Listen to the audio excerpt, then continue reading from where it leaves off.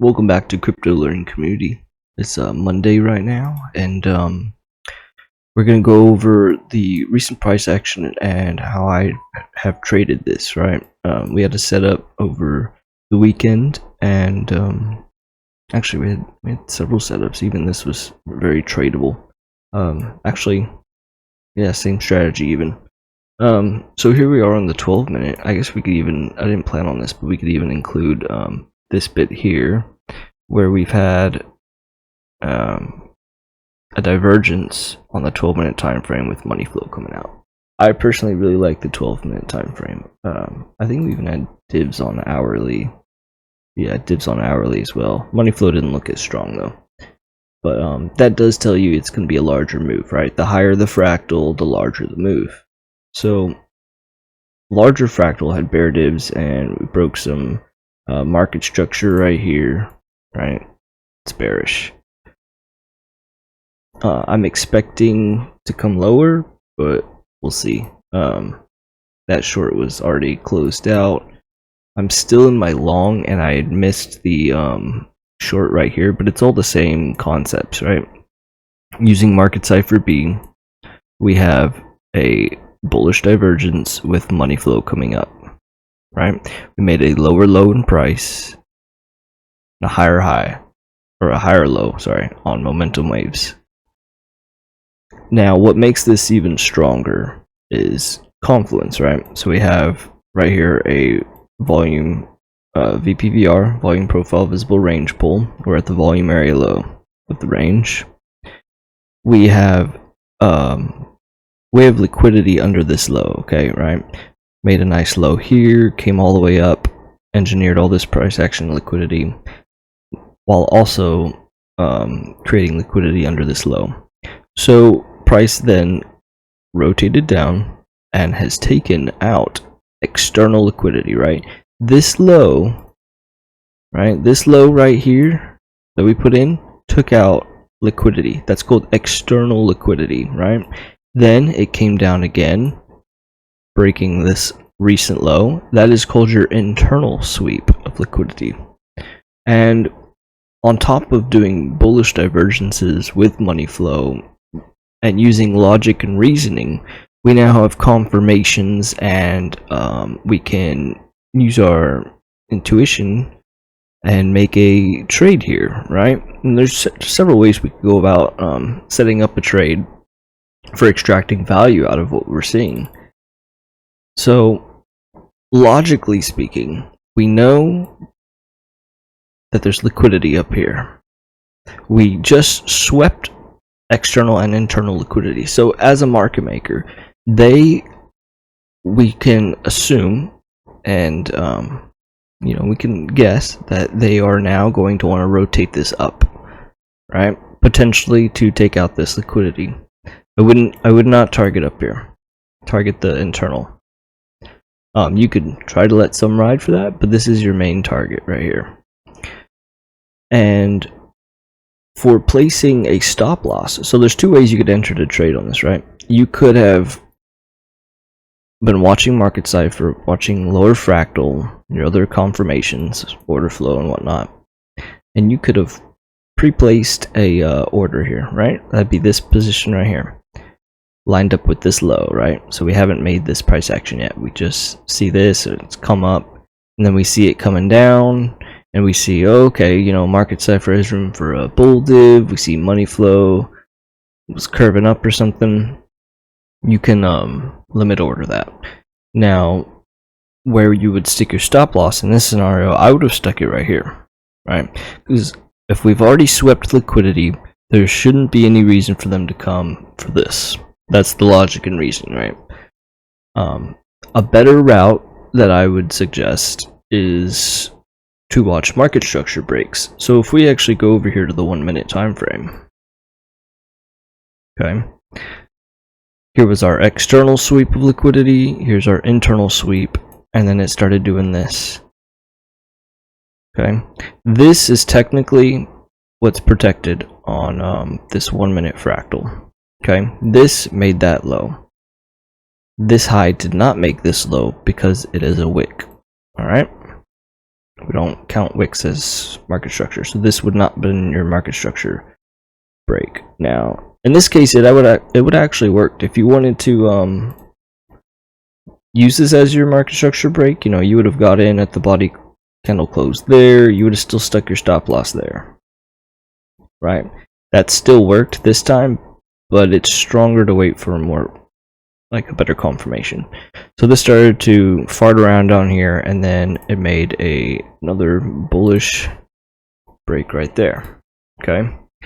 Once that body closed there, you would have entered in your position, and I would have tucked my stop loss down there.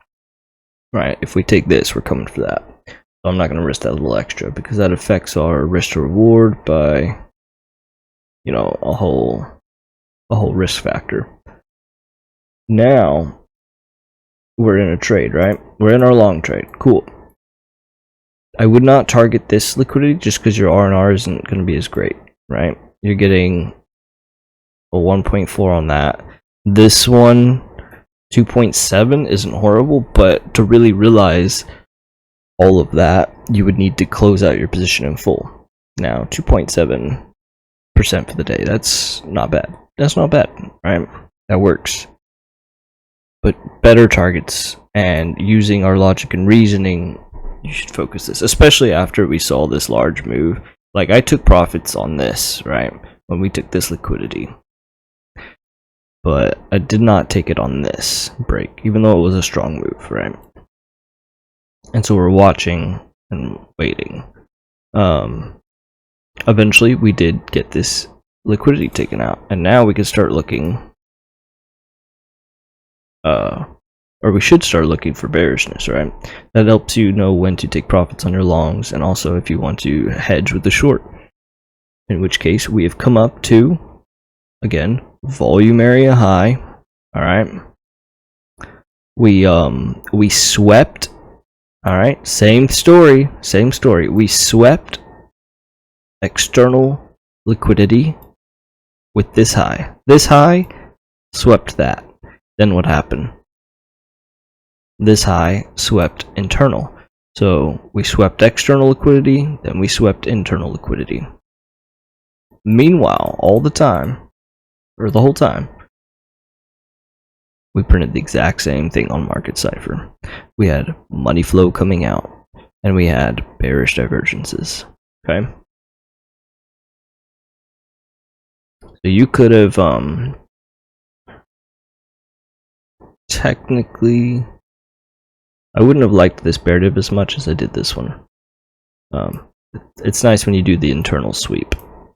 So again, you could have set your position here, right off that high. Once you take it, you were watching, let's say your momentum wave had room for a bear div, and your money flow had room for bear div, right? It was coming lower. Meanwhile, price comes higher. That's your conviction.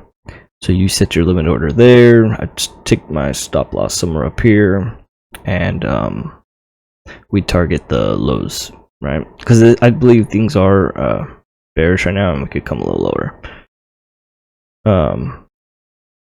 So that's one way. That gives us a almost 4-to-1 R&R, or right there, yeah, almost a 4. Or if you were to stick to market structure breaks, you would have had here, this is your protected, you know, came up, broke bearish, you had a body candle close about right here, so I would have got in there. Stick your stop loss up here, and again, you're getting a 6-to-1, just similar to those others, which is a great, fantastic risk to reward. The only thing with this one is liquidity, right? So you have some market structure here and some lows to target for, for taking profits, but the best looking one is probably this one, right? You wouldn't take profit on this. That's only, again, a 1-to-4. That's like as if we took profits on this. But this is similar to this situation where we had, that 2.6-to-1, and again, 2.5-to-1. Very similar situations, right? And this is what price action do. This is the algorithms and the market makers engineering and sweeping liquidity. It's nice that we had a long and a short version so close together like that. It's quite beautiful, honestly. You gotta love the algorithms that run price action. Unless you don't understand them and they wreck you. That's never fun. But yeah, definitely this would be a target. Ideally though, I'd be watching for that. Alright. Could watch for this low too. That would have been a good one. You have a lot of your range based and order blocks in that area, depending on how you like to draw your order blocks. But it'd be something like this. That'd be your support. You know, pulling fibs as well.